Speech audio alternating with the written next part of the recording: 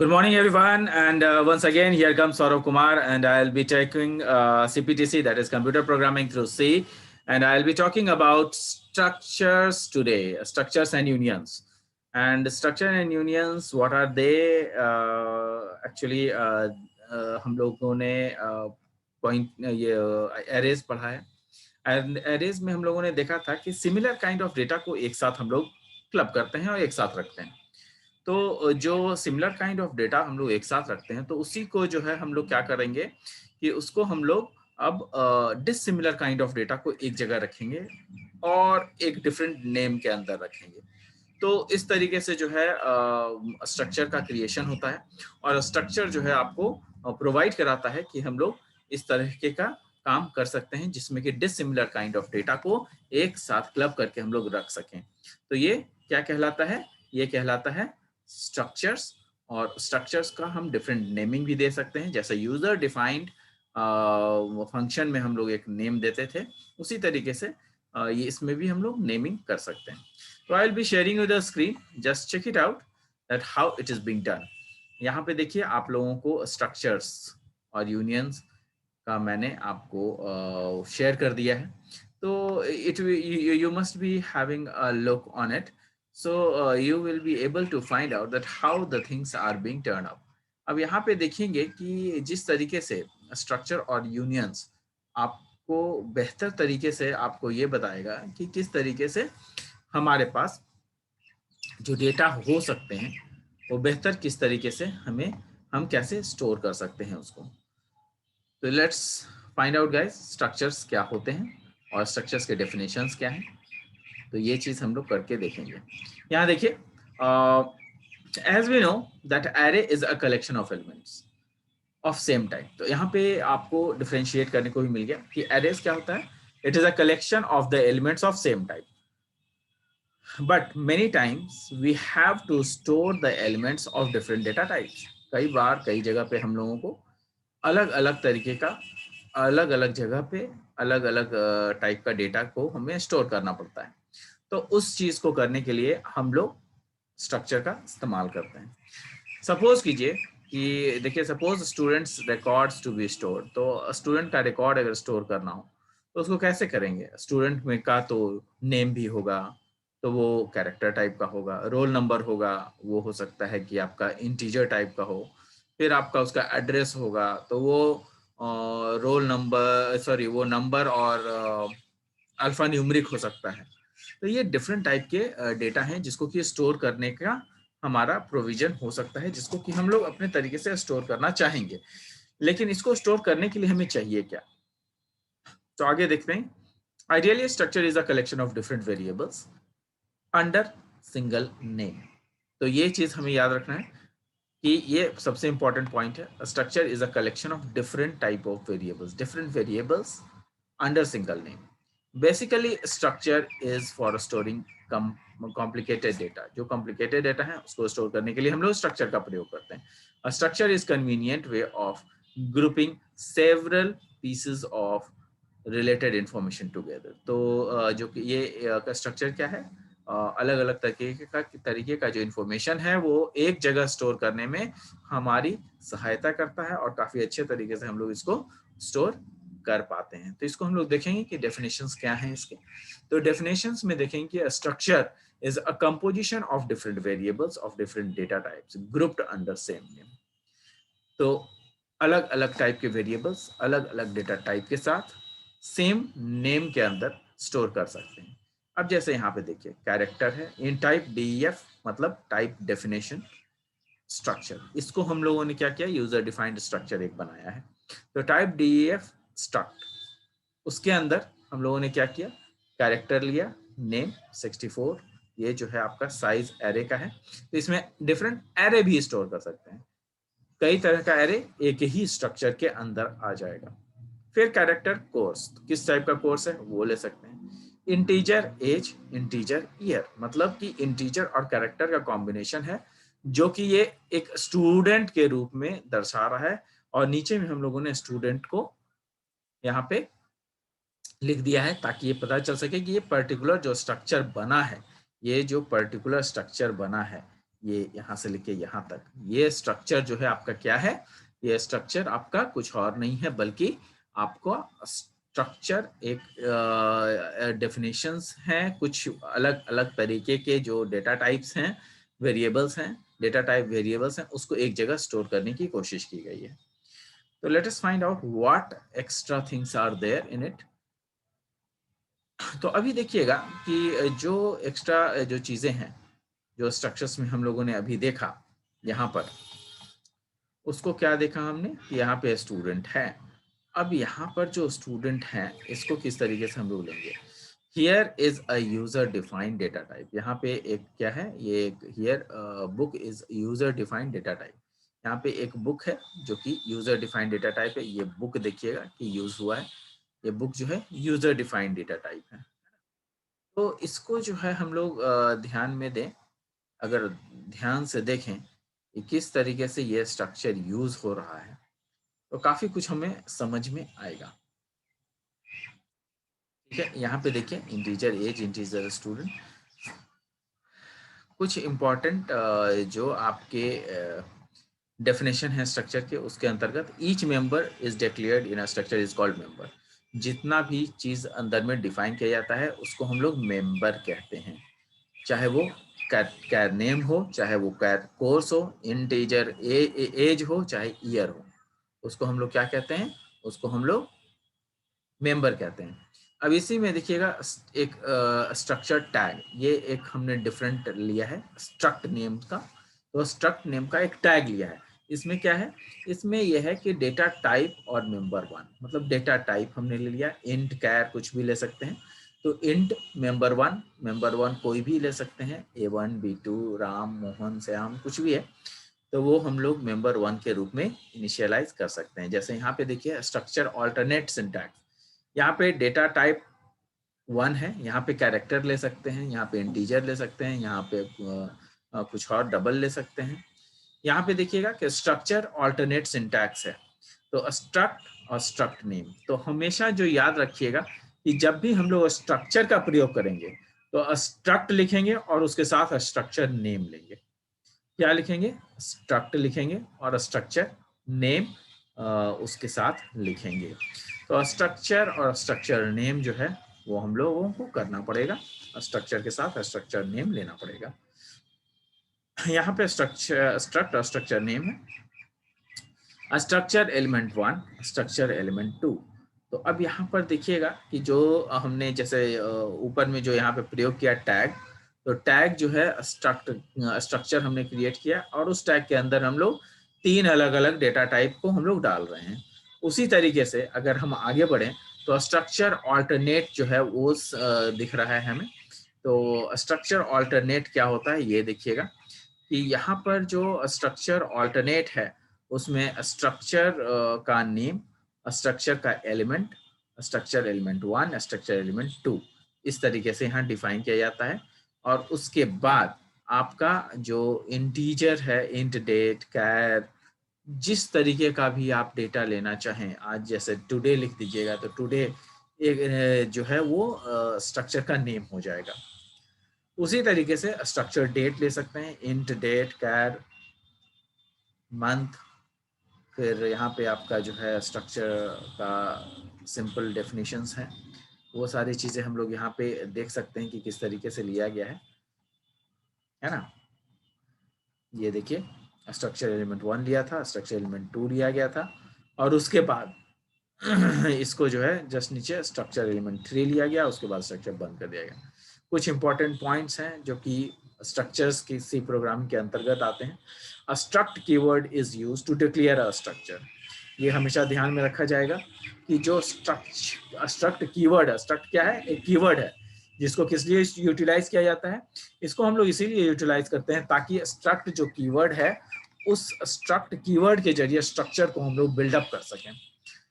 Next है member of a structure, तो उस मेंबर ऑफ अ स्ट्रक्चर को भी हम लोग डिफाइन करते हैं। मेंबर ऑफ अ स्ट्रक्चर में क्या है कि जो मेंबर ऑफ स्ट्रक्चर्स है that are enclosed within opening and closing braces, तो वो जो स्ट्रक्चर है उसको हम लोग ओपनिंग और क्लोजिंग ब्रेसेस के अंदर डालते हैं। जैसे यहाँ पे आप देख रहे हैं कि क्लोजिंग ब्रेसेस डाल दिया गया है ना। यहाँ पे आप लोग देखिएगा कि क्लोजिंग ब्रेसेस डाल दिया गया है। तो उसी तरीके से ओपनिंग भी डाला जाता है और उसके अंदर हम लोग स्ट्रक्चर को डिफाइन करते हैं। Declaration of structure reserves no space. तो हम लोग स्ट्रक्चर को डिक्लेयर करते हैं, we do not require any space, तो वो कोई जगह नहीं लेता है। तो इट्स अ बिग थिंग कि हमने स्ट्रक्चर बनाया भी और वो बहुत जगह जगह भी नहीं लेता है, वो कुछ जगह भी नहीं लेता है। It is nothing but template map shape. तो वो कुछ और नहीं है बल्कि एक शेप है, लिखने का तरीका है। Here memory is created very first time when the variable is created। जिस तरीके से वेरिएबल क्रिएट होता है वहीं पर उसी समय मेमोरी बन जाता है, जैसे पहले हम लोग करते थे। Different ways of declaring structure. तो यहाँ पे जैसे स्ट्रक्ट डेट है, जैसा कि मैंने आपको बताया था, स्ट्रक्चर डेट का स्ट्रक्चर लिख रहे हैं, उसके अंदर क्या किया हमने, डेट डाल दिया, इंट ले लिया डेट को, फिर कैरेक्टर ले लिया। कैरेक्टर हमेशा जो है मंथ जो है वो कैरेक्टर ही होगा, ये मंथ को ले लिया और उसकी साइज भी ले ली, एरे की साइज, क्योंकि मंथ में कई सारे आपके अल्फ़ाबेट्स हो सकते हैं, तो सारे अल्फ़ाबेट्स को इंक्लूड करना होगा। फिर है इंट ईयर। तो इंट ईयर के रूप में जो है आप देखेंगे तो इंट ईयर भी जो है वो भी एक आपका, तो डेट मंथ और ईयर ये तीनों चीज आपके डेट के अंदर आ जाएंगे। तो स्ट्रक्ट आपका कीवर्ड हो गया, date is the structure name. ये पैरेंथेसिस शुरू हुआ और जो पैरेंथेसिस शुरू होता है, तो मैंने आपको बताया कि जो मेंबर हैं स्ट्रक्चर के वो ओपनिंग और क्लोजिंग ब्रेसेस के अंदर होते हैं। तो ये ओपनिंग ब्रेसेस हो गए और उसके बाद फिर उसके अंदर मेंबर्स को डिफाइन कर दिया गया। उसके बाद देखिए नीचे क्लोजिंग ब्रेसेस। ठीक है, ये आपका जो सिंटैक्स समझिए कि सिंटैक्स इसी तरीके से काम करता है स्ट्रक्चर का, है ना। तो ये एक एग्जांपल हो गया। और जो टाइप 1, टाइप 2, टाइप 3 जो मैंने अभी बताया था, that will be the syntax. और देखा जाए तो आपका जो स्ट्रक्चर है टुडे, ये टुडे क्या है, today is the name of the structure variable. तो स्ट्रक्चर वेरिएबल का जो नेम है वो टुडे है। स्ट्रक्चर वेरिएबल का जो नेम है, ये याद रखिएगा, स्ट्रक्चर नेम नहीं कह रहा हूं मैं, स्ट्रक्चर वेरिएबल। तो name of the structure variable today हो जाएगा। दूसरा तरीका है स्ट्रक्चर को लिखने का, एक दूसरा तरीका भी है। ये स्ट्रक्ट डेट हमने कर दिया, यहीं पर इंट डेट लिया, कैरेक्टर ले लिया मंथ, और उसके बाद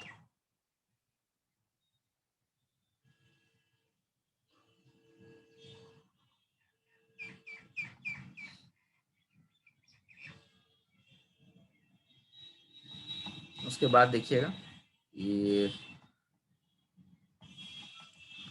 उसके बाद देखिएगा कि जो आपका इंट ईयर आ गया, तो इंट ईयर है और यहाँ पे जो है ब्रेसेस को बंद कर दिया गया। Struct date today.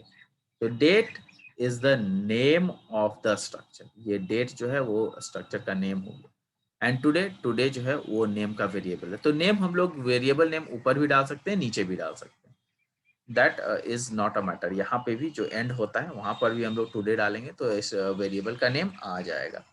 फिर और भी चीजें हैं यहाँ पे, है ना। Date, int date, char name date, int roll number. अब यहाँ पे ये देखिएगा कि डिक्लेयरिंग है, इनिशियलाइजेशन है स्ट्रक्चर का। तो किस तरीके से स्ट्रक्चर को इनिशियलाइज किया जाता है। स्ट्रक्चर स्टूडेंट है, उसको कैरेक्टर नेम लिखेंगे, int roll number, float, marks, इस तरीके से हम लोग इंक्लूड करेंगे। ब्रैकेट बंद हो गया, उसके बाद standard 1 is equal to Pritish. तो ये जो आपका है ये सारा चीज उसमें इंक्लूड हो जाएगा।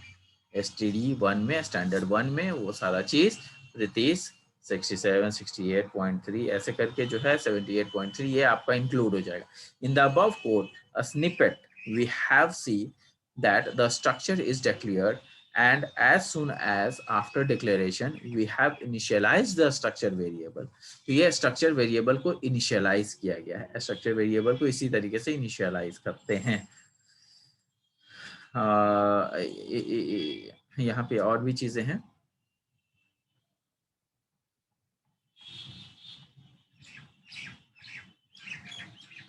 ये देखिए यहाँ पे और भी चीजें यहाँ पे बताई गई हैं कि जो स्ट्रक्चर वेरिएबल है वो स्टैंडर्ड 1, यहाँ पे आप जो हमने लिखा था, ऑलरेडी हमने यहाँ पे लिखा था कि स्ट्रक्चर स्टूडेंट है और यहाँ पे ये आपको डिक्लेयर किया गया था मल्टीपल वेरिएबल्स के नाम पर, ये डिक्लेरेशन हुआ था। और यहाँ पे जो हमने स्टैंडर्ड 1 प्रीतीश 67 और 78, this is the code for initialising structure variable. ये आपका स्ट्रक्चर वेरिएबल को इनिशियलाइज करने का तरीका है। तो this is the code for initialising structure variable in C programming. अब डिक्लेयरिंग एंड इनिशियलाइजिंग वेरिएबल्स ये कैसे करते हैं? तो इनिशियलाइजिंग मल्टीपल वेरिएबल्स को अगर डालना होगा तो कैसे करेंगे? स्ट्रक्ट स्टूडेंट, कैर नेम, इंट्रॉल और फ्लोट मार्क्स, ये तो हमने ले लिया, ठीक है। अब उसके बाद यहाँ पर हम लोग नीचे में उसको डिफाइन करेंगे। यहाँ पर से हमने आपका वो नहीं दिया है, जो आपको सेमीकोलन है वो नहीं दिया है, इसका मतलब स्ट्रक्चर एंड नहीं हुआ है। इसके बाद हमने डिफाइन कर दिया स्टैंडर्ड 1 प्रीतीश, ठीक है। अब ये देखिएगा कि जो स्टैंडर्ड 1 प्रीतीश हमने दे दिया, उसके बाद स्टैंडर्ड 2 में दूसरे नंबर पे एक और लड़के का नाम DON डॉन करके हमने डाल दिया। उसके बाद 62.7 62 71.3 इस तरीके से हमने डाला है। तो ये आपका वेरिएबल जो है उसका इनिशियलाइजेशन हो गया है। तो in this example we have declared 2 structure variables in the above code. इसमें क्या किया गया? 2 स्ट्रक्चर के वेरिएबल्स को इनिशियलाइज किया गया है। After declaration of variables we have initialize 2 variables, standard 1 जो कि प्रीतेश वाला है और दूसरा डॉन वाला है। ये सारी चीजें इसमें आपको मिल जाएंगी। उसी तरीके से हम लोग इनिशियलाइज कर रहे हैं सिंगल मेंबर को। जैसे यहाँ पे स्ट्रक्ट स्टूडेंट है तो int mark 1, int mark 2, int mark 3, मतलब मार्क्स जो है वो है। तो ये सब्जेक्ट 1 का है, 67 सब्जेक्ट 1। तो इंट जो तीनों इंट टाइप का है, लेकिन मार्क्स 1, मार्क 2 और मार्क 3 आ रहा है। तो there are 3 members of the structure, only 1 is initialized. यहाँ पर केवल और केवल एक ही के बारे में लिया गया है। यहाँ पर हमने स्ट्रक्ट स्टूडेंट किया, लेकिन जो मार्क्स है वो केवल एक ही सब्जेक्ट का डाला गया है, 67। तो सब्जेक्ट 1 केवल डाला गया है, जबकि यहाँ पे 3 की गुंजाइश है। तो if there are variables of another data type, then their initial values will be, तो उस तरीके का जो अगर रहेगा तो उसमें remaining 2 members are initialized with 0।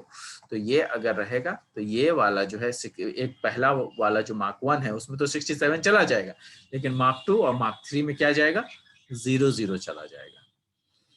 तो ये याद रखना है। जैसे यहाँ पे देखिए इंटीजर, फ्लोट और कैरेक्टर है। तो इंटीजर 0 लेता है, फ्लोट में 0.00, कैरेक्टर में नल। इस टाइप का डिफॉल्ट वैल्यू जो है अगर इनिशियलाइज नहीं किया गया है तो वो डिफॉल्ट वैल्यू इस तरीके से लेगा। जैसे कि इनिशियलाइजिंग, अब इसको जो है इसमें मैं बहुत सारे नंबर, पहले तो एक का इनिशियलाइजेशन किया था हमने, अब यहाँ पे और बाकी भी चीजों का इनिशियलाइजेशन करेंगे। यहाँ पे देखिए वॉइड मेन, हमने स्ट्रक्ट स्टूडेंट लिया, एक स्ट्रक्चर बना दिया, वॉइड मेन बनाया, एक मेन फंक्शन ले लिया हमने, और उसके बाद स्ट्रक्ट स्टूडेंट। अब इसको हम लोग डिफाइन कर रहे हैं, स्ट्रक्ट स्टूडेंट S1।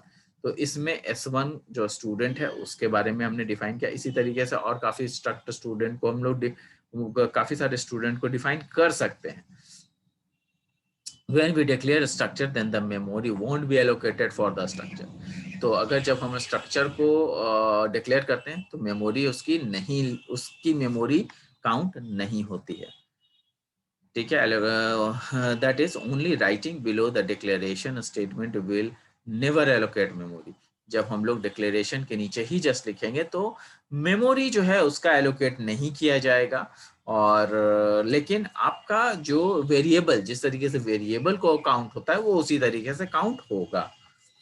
तो उसमें बड़ी ही सहूलियत होती है हमें स्ट्रक्चर को यूज करके कोई काम करना। अब देखिए एक एग्जाम्पल है जो कि मैं लेना चाहूंगा। यहाँ पे देखिए, now consider the following declarations. अगर मान लिया कि यहाँ पे मेंबर है, वैल्यू है, एड्रेस है, तो लेंथ 33,000 एड्रेस। तो ये जो लेंथ है वो आपका जो भी मेंबर है उसका जो लेंथ है वो है, उसकी जो वैल्यू है वो यहाँ पे, और एड्रेस किस एड्रेस में एलोकेशन किया हुआ है, तो 3000 एलोकेशन में 30 डाला हुआ है लेंथ नाम से। उसी तरीके से मेंबर का नेम, प्रोग्रामिंग और आपका 3002 एड्रेस ले रहा है। तो डिफरेंट एड्रेसेस भी इससे लिए जा रहे हैं। तो काफ़ी सारी चीज़ें हैं स्ट्रक्चर में।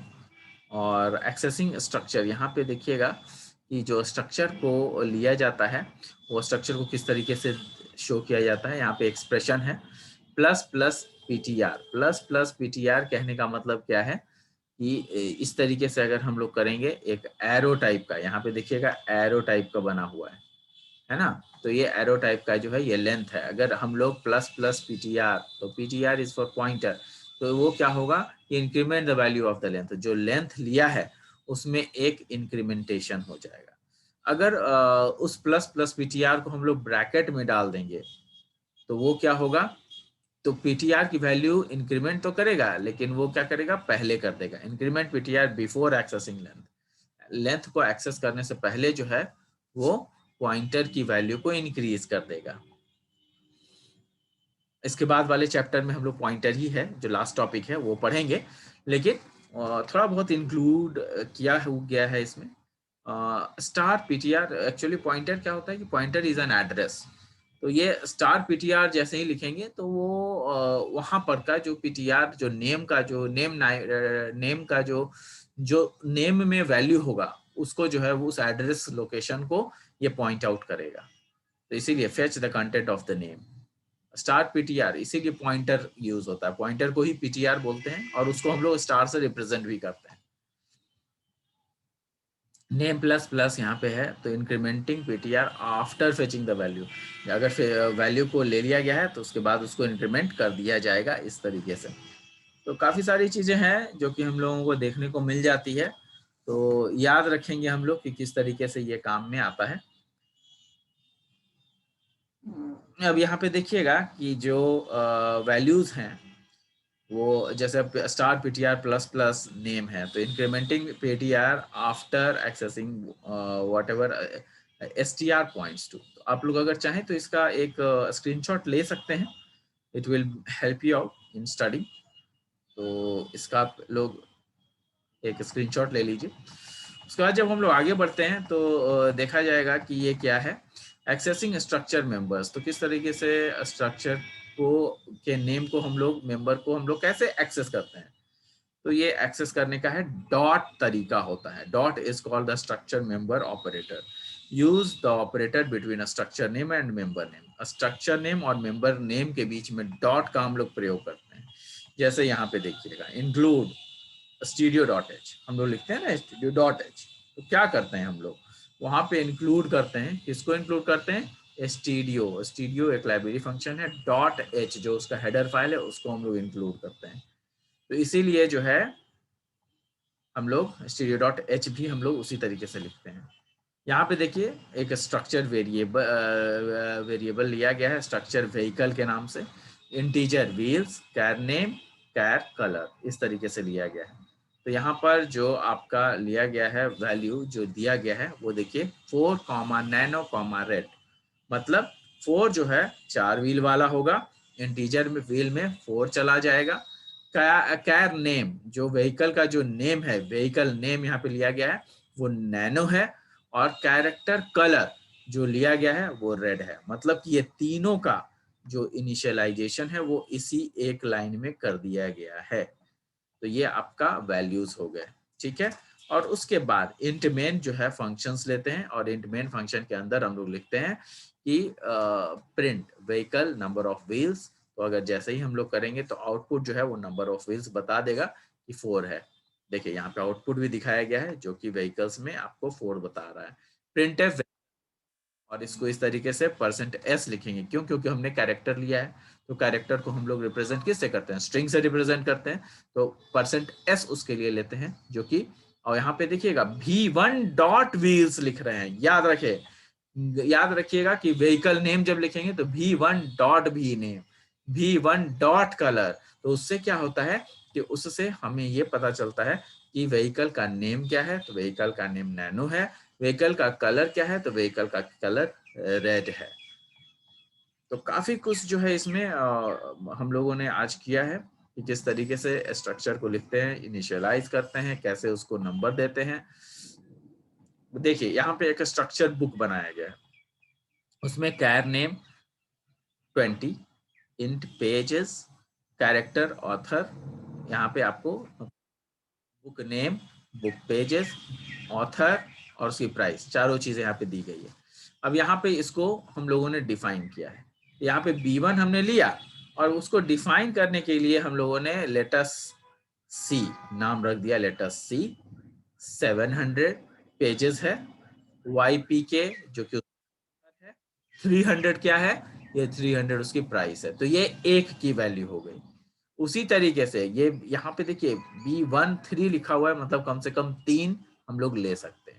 तो यहाँ पे 3 बुक का इनिशियलाइजेशन किया हुआ है। दूसरा है wings of fire, 500 pages, APJ Abdul Kalam ने लिखा है और 350 रुपए का है। तीसरा है कंप्लीट सी, 1200 पेजेस का है, हर्बर्ट शील्ड का है, 450 रुपए का है। तो दिस इज द इनिशियलाइजेशन, और ये 3 अलग अलग बुक हम लोग एक ही स्ट्रक्चर में डाल सकते हैं। तो कितना सहूलियत हो गया ना हमारे लिए, बड़ा ही सहूलियत हो गया कि बहुत सारे टाइप के जो पेजेस वगैरह हैं, बहुत सारे टाइप के बुक्स जो है एक ही साथ हम लोग इनिशियलाइज कर सकते हैं। उसी की एक्सप्लेनेशन जो मैंने आपको बताई है वह यहाँ पे दी गई है। आप लोग चाहें तो इसको पढ़ सकते हैं। You can take the you can pause the video and you can always read it out, that is not a problem.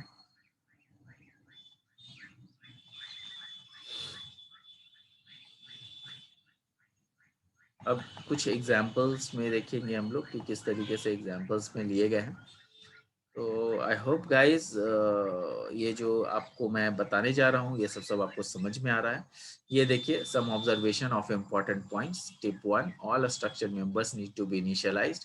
जैसे structure member #include_studio.h struct book लिया हमने, char book name, pages, author, price, इसको हमने एक programme बना दिया कि किस तरीके से उसी चीज को लिखा है। अब इसको यहाँ पे इनिशियलाइज कर दिया, बुक को हमने डिफाइन कर दिया, तीन किताबों को डिफाइन किया है।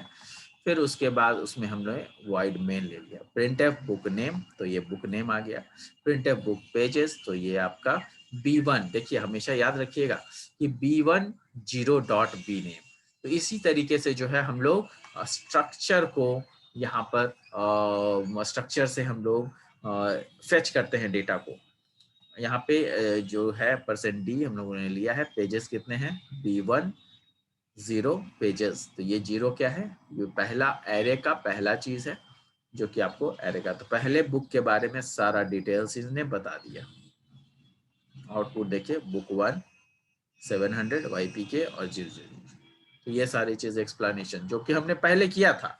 यहाँ पे देखिएगा आप, तो आपको यहाँ पे पता चलेगा कि जो हमने इसमें डिफाइन किया था बुक 1 700 YPK, इसका डिटेल आ गया है। अगर हमें बुक 2 चाहिए तो हम लोग क्या करेंगे, उसके लिए यहाँ पे एरे था, एरे हमने 0 लिया था, तो अब हम लोग क्या लिखेंगे, B1.1 लिखेंगे। तो यहाँ पर अगर हमने लिख दिया B1.1 B1 और यहाँ पे 1 लिख दिया, जो हम लोगों ने एरे लिया है इसमें अगर 1 लिख दिया तो आपको दूसरे बुक के नाम आ जाएंगे। फिर अगर B1 और 3 यहाँ पे एरे में ले लिया, 2 लिख दिया, तो आपका थर्ड बुक जो है उसका डिटेल्स आ जाएगा। So this is how a program is being done. Hope guys, I have been explaining you nicely. So thank you guys. Thanks a lot for watching my video, and please have a look that whenever my next video comes, please watch it so that you can have a clear concept of CPTC, that is computer programming through C. I hope I have tried my level best to explain you, and I will be coming with some more examples in next class. Thank you. Thanks a lot.